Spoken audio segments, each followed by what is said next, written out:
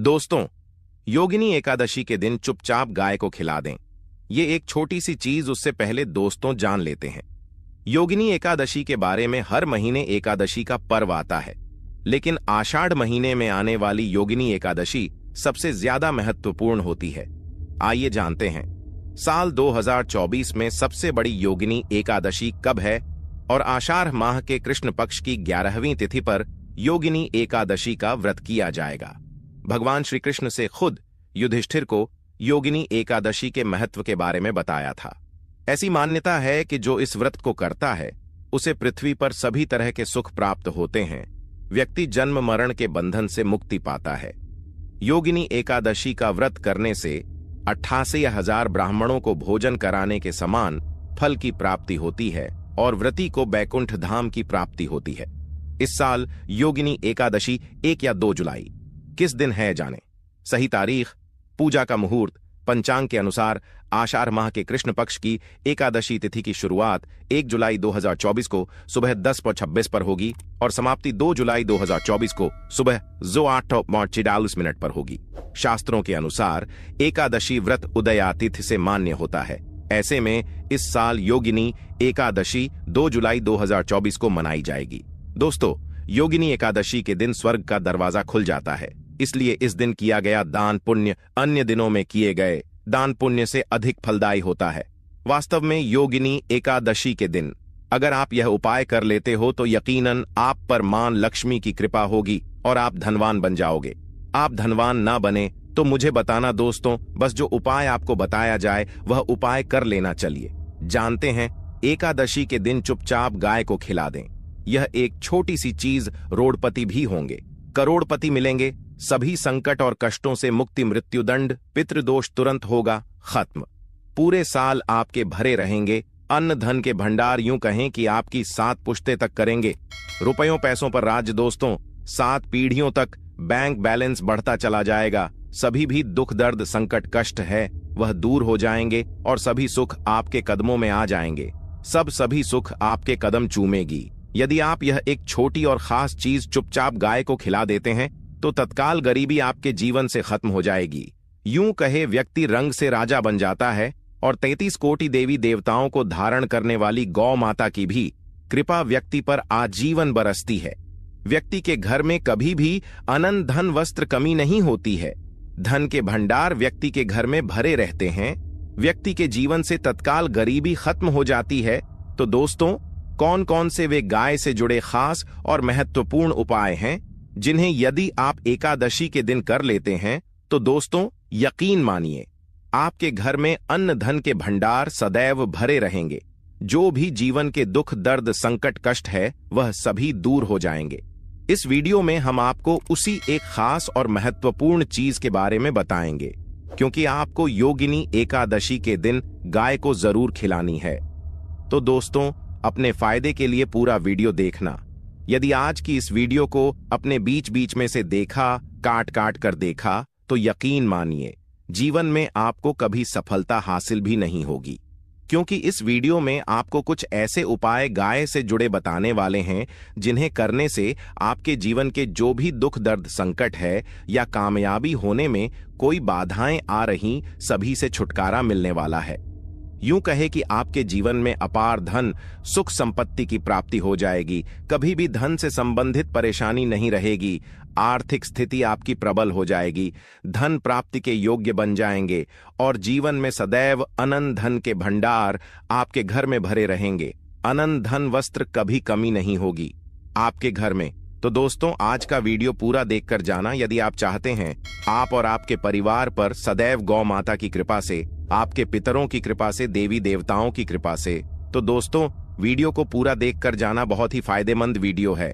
पूरे 52 सालों के बाद ऐसे दुर्लभ संयोग है, तो पूरा वीडियो देखकर जाना यदि आप लाभ हासिल करना चाहते हैं और 7 पीढ़ियों तक कभी कोई किसी तरह की कमी ना हो, यह फल चाहते हैं तो वीडियो को पूरा देखकर जाना। बहुत ही लाभप्रद वीडियो है आपके लिए। दोस्तों, वीडियो को आगे शुरू करें उससे पहले आपसे रिक्वेस्ट करते हैं कि इस वीडियो को लाइक कर चैनल को सब्सक्राइब कर देना और कमेंट बॉक्स में सच्चे दिल से जय गौ माता जरूर लिख देना।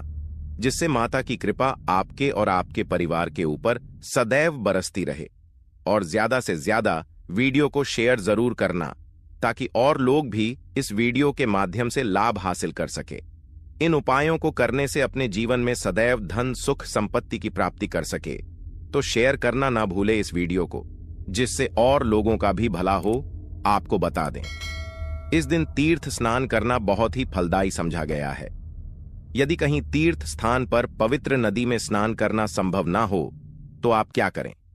घर पर ही नहाने वाले पानी में गंगा जल की कुछ बूंदें डालकर स्नान कर लें। और साथ ही साथ यदि आप स्नान आदि से निवृत्त हो जाएं, सर्वप्रथम तो अपने घर के पूजा स्थान को साफ कर वहां पूजा पाठ करें और दान जरूर करें। और इस योगिनी एकादशी के दिन दान करने से सभी मनोकामनाएं पूर्ण हो जाती हैं। एकादशी के दिन विशेषकर पूर्वजों की पूजन के लिए बहुत ही शुभ फलदायी समझा गया है। आपको बता दें, इस बार जो इस दिन पूजा के साथ साथ सूर्यदेव की पूजा जरूर करनी चाहिए। आपको बता दें कि इस दिन यदि सूर्य नारायण की पूजा करते हैं तो आपके ग्रह जनित दोष भी दूर हो जाता है। व्यक्ति के जीवन में धन सुख संपत्ति की प्राप्ति हो जाती है। समस्त मनोकामना व्यक्ति की पूर्ण हो जाती है। और दोस्तों, साथ ही साथ अब बात करें आपको उस दिन, मतलब यह जो एकादशी के दिन है, इस दिन आपको एक उपाय तो जरूर करना है। गाय का उपाय बताने से पहले एक उपाय आपको बता दें। इस उपाय को जरूर दूर करें। क्या करें कि शाम के समय पीपल के पेड़ के नीचे आपको सरसों का चौमुखी दीपक, आटे का दीपक बनाना है। चौमुखी, उसमें आपको कलावे की बाती लगाकर सरसों के तेल का दीपक जला देना है और बीच में 2 साबुत फूल वाले लौंग भी डाल दें। फिर देखिए कैसे चमत्कार आपके जीवन में होता है। शाम के समय जलाकर उसे छोड़े, मनोकामना मांग कर। दोस्तों, 11 दिनों के अंदर आपकी वह मनोकामना पूर्ण ना हो जाए तो हमें बता देना। बहुत ही प्रभावशाली उपाय बताया मैंने आपको, बहुत ही दुर्लभ से दुर्लभ है। इस बार नए वर्ष के उपाय को जरूर करें। यह उपाय जो है बहुत ही आपको लाभ देगा। और अब बात करें गाय से जुड़े कौन कौन से उपाय आपको इस दिन, मतलब गाय से जुड़े उपाय जिन्हें करने से व्यक्ति को 7 पीढ़ियों तक बैंक बैलेंस की कमी नहीं होती, दुख दर्द संकट कष्ट दूर हो जाते हैं और सभी सुख व्यक्ति के कदमों में आ जाते हैं। कदम चूमती है सभी सुख और घर में धन के भंडार सदैव भरे रहते हैं, कोई कमी नहीं होती। किसी तरह कौन कौन से उपाय ध्यान से सुनना, जिस तरह बताएं उसी तरह इन उपायों को आपको करना है। तो चलिए शुरू करते हैं। कौन कौन से गाय से जुड़े उपाय हैं? प्रभावशाली चमत्कारिक उपाय है जो कि आपकी किस्मत को चमका देंगे। एकादशी से आपको लाभ शुरू करते हैं। दोस्तों, सनातन परंपरा में गाय गंगा और गायत्री का बहुत ज्यादा धार्मिक महत्व है। मान्यता है कि गौ माता के शरीर पर 3 कोटि देवी देवताओं का वास होता है। गौ माता की पूजा करने वाले जातक पर इन सभी देवी देवताओं की कृपा बरसती है। गौ सेवा से न सिर्फ इस जन्म के बल्कि पूर्व के भी दोष दूर हो जाते हैं। गाय से हासिल पंचगव्य का उपयोग जरूर शामिल करें, क्योंकि पंचम गव्य के बिना कोई भी पूजा पाठ और हवन सफल नहीं होता।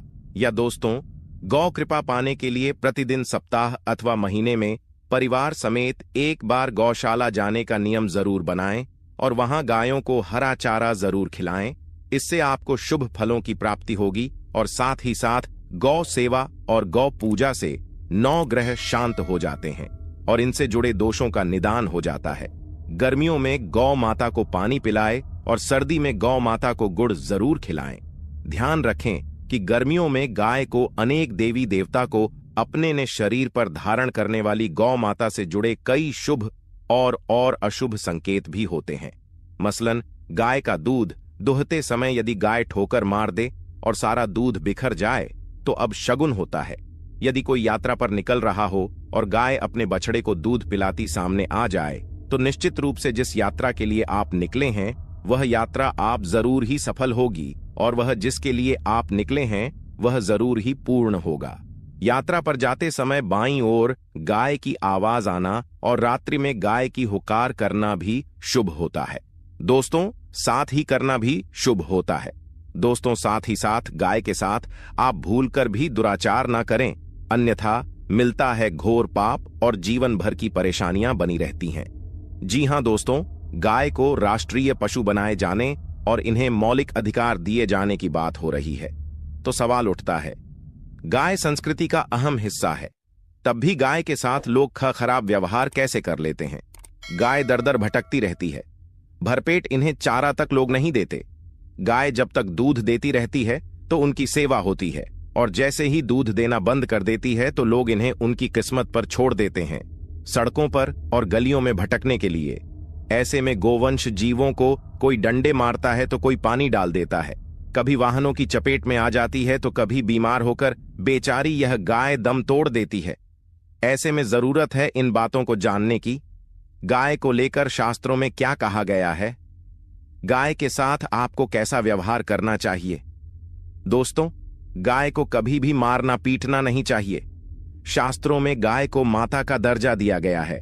गाय को मारने वाला माता को मारने पीटने वाले के समान पाप का भागीदार समझा जाता है। नरक लोक में वर्षों तक कष्ट भोगना पड़ता है, अगले जन्म पशु योनि में मिलता है।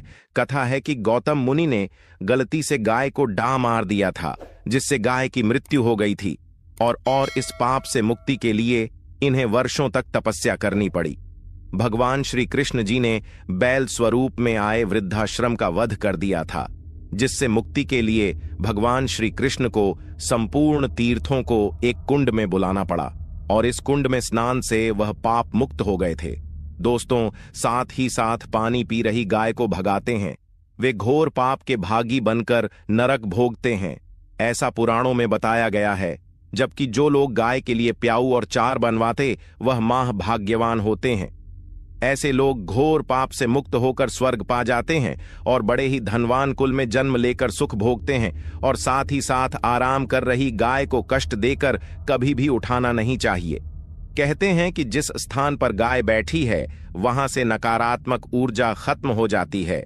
गाय के बैठने की जगह को जो लोग नियमित साफ रखते हैं वह जन्म में किए गए जाने अनजाने में पापों से मुक्ति हो जाती है और गोलो लोक में स्थान पाते हैं। गाय को डंडा मारकर उठाना, पानी डालकर उठाने से मनुष्य पाप का भागी बनता है और अगले जन्म में उसे दर दर भटकना पड़ता है। और साथ ही साथ शास्त्रों में बताया गया है कि गाय का दूध उसके बछड़े के लिए होता है। गाय के बछड़े से बचा हुआ दूध ही मनुष्य को लेना चाहिए। परंतु कुछ लोग एक बार गाय को दूध लेने बाद फिर से बछड़े के लिए बचा हुआ दूध भी धो लेते हैं। ऐसा करना घोर पाप कहाँ जाता है। ऐसे दूध को धोने वाला और ग्रहण करने वाला दोनों ही पाप के भागी बन जाते हैं। दोस्तों, साथ ही साथ शास्त्रों में कहा गया है कि गोवंश मतलब गाय और बैल के पीठ पर नहीं बैठना चाहिए। इनकी पीठ पर बैठने से महापाप लगता है। ऐसे लोगों को नरक की यातना भोगनी पड़ती है। एकमात्र देव के अंश के उत्पन्न नंदी ही गोवंश है, जिस पर स्वयं महादेव और महादेवी सवारी करती हैं, क्योंकि नंदी ने स्वयं अपनी इच्छा से महादेवी की सवारी बनना स्वीकार किया था। और साथ ही साथ शास्त्रों में गाय के दान को बहुत ही महत्व दिया गया है। परंतु ऐसी गाय का दान कभी नहीं करना चाहिए जो बूढ़ी और बीमार हो। कठोपनिषद में नचिकेता की कथा भी इस संदर्भ में है कि जिस नचिकेता ने पिता द्वारा बूढ़ी गाय को दान करने पर आपत्ति जताई थी, दूध देने वाली और बछड़े सहित जो लोग का दान करते हैं वह महान पुण्य को हासिल करके स्वर्ग में स्थान पाते हैं। दोस्तों, साथ ही साथ सूर्य चंद्र मंगल शुक्र की युक्ति राहु से हो तो पितृदोष होता है। यह भी मान्यता है कि सूर्य का संबंध पिता से एवं मंगल का संबंध होने के कारण सूर्य यदि शनि राहु या केतु के साथ स्थित हो या दृष्टि संबंधी हो तथा मंगल की युति राहु या केतु से हो तो पितृदोष होता है। इस दोष से जीवन संघर्षमय बन जाता है। यदि पितृदोष हो तो गाय को प्रतिदिन या किसी भी एकादशी को या किसी पूर्णिमा के दिन, अमावस्या या किसी भी खास दिन पर रोटी गुड़ चारा खिलाने से पितृदोष खत्म जाता है। साथ ही साथ गाय की पीठ पर जो कूबड़ बना होता है वह बृहस्पति गुरु है। अतः जन्मपत्री में यदि बृहस्पति अपनी नीच राशि मकर में हो या अशुभ शिवलिंग में जा रहे हो और सामने से गौ माता आती हुई दिखाई दे तो गौ माता को अपनी दाहिनी ओर से जाने देना चाहिए। आपकी यात्रा जरूर ही सफल होगी।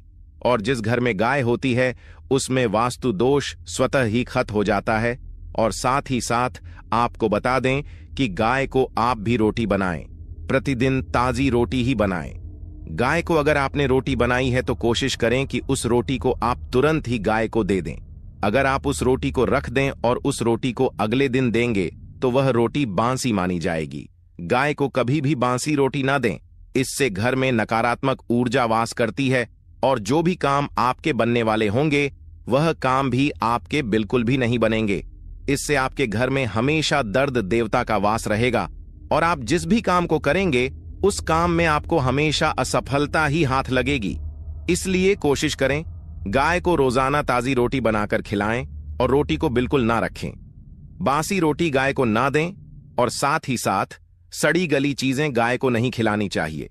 घर में कोई फल है, कोई सब्जी है, सड़ जाए तो लोग क्या करते हैं, गाय को देते हैं। नहीं, ऐसा नहीं करना चाहिए। ऐसा करने से यदि आप गाय को खिलाते हैं तो आप पाप के भागी बन जाते हैं।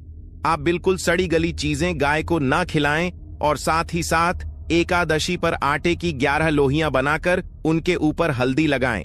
इसके बाद गाय को खिलाएं। हर एक लोही को खिलाते समय गाय के सिंघवाल।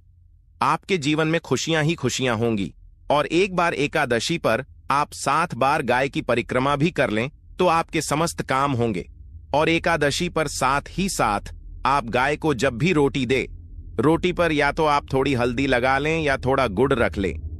अगर गुड़ ना हो तो आप थोड़ा घी रख सकते हैं। दोस्तों, गाय को कभी भी सूखी रोटी ना खिलाएं। सूखी का मतलब गाय को रोटी खिलाए, उस पर कुछ ना कुछ रखकर खिलाएं। हल्दी रख ले, गुड़ रख ले, मिश्री घी या जो भी रख ले, मतलब खाली नहीं खिलानी है। इतना करने मात्र से आपके जीवन के सभी दुख दर्द समाप्त हो जाए।